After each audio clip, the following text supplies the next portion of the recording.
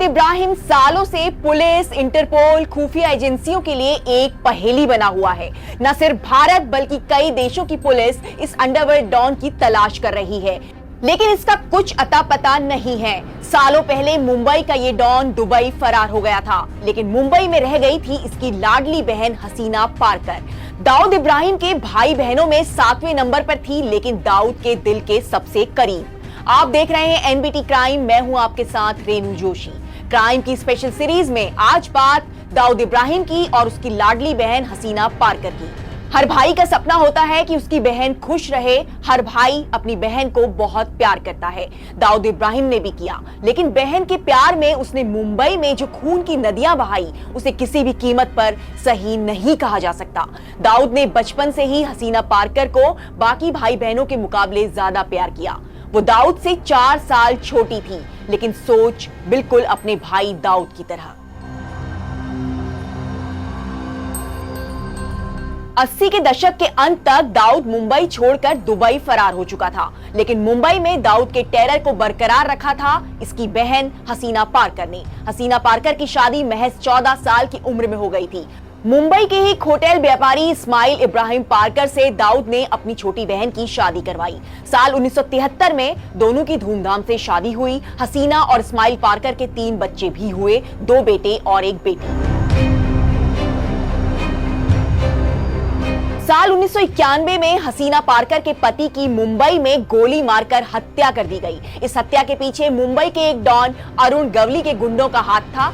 दयानंद पुजारी नाम के गवली के शूटर पर हत्या के आरोप लगे, लेकिन वो हत्या के बाद फरार हो गया। हसीना पारकर उस वक्त महज 30 साल की थी। अपनी छोटी बहन के लिए दाऊद ने खुशियां चुनी थी, लेकिन बेहद कम उम्र में ही वो विधवा हो चुकी थी। दाऊद इब्राहिम इस बात को कभी भी डाइजेस्ट नहीं कर पाया। जब इस्माइल पारकर की हत्या हुई, उसके कई साल पहले ही दाऊद दुबई भाग चुका था, लेकिन इस हत्या के बाद दाऊद ने मुंबई में कत्लेआम शुरू कर दिया। अरुण गवली के गैंग के कई शूटर्स को दाऊद ने मरवा दिया। इस्माइल के 2 कातिलों को भी दाऊद गैंग ने ही मौत दी। इस हत्या के बाद मुंबई में गैंग वॉर बेहद भयानक रूप ले चुकी थी। गवली गैंग के लोगों को दाऊद के गुर्गे मार रहे थे, तो दूसरी तरफ गवली गैंग भी मौका मिलते ही बदला ले लेता था। पति की हत्या के बाद दाऊद इब्राहिम की बहन भी जंग के मैदान में कूद चुकी थी। धीरे धीरे दाऊद के गैंग में भी हसीना की जगह मजबूत होती चली गई। दाऊद दुबई में था, लेकिन हसीना मुंबई में दाऊद के गैंग को संभाल रही थी। सीधे तौर पर हसीना पारकर किसी भी जुर्म में कभी शामिल नहीं हुई, लेकिन गैंग की कमान पूरी तरह से उसके हाथ में थी। दाऊद अपनी बहन पर आंख बंद करके भरोसा करता था। दाऊद के गुर्गे मुंबई में हसीना पारकर को ही रिपोर्ट करते थे। दक्षिण मुंबई में हसीना गॉड मदर के नाम से फेमस हो चुकी थी। उसकी मर्जी के बिना वहां पत्ता भी नहीं हिलता था।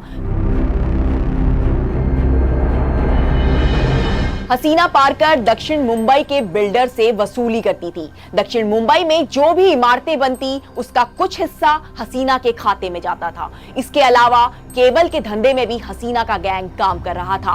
दाऊद का साथ हसीना पारकर के साथ हमेशा से रहा। वो फोन पर दाऊद से संपर्क में थी। दाऊद की बहन होने की वजह से अंडरवर्ल्ड में हसीना का एक अलग ही रुतबा था।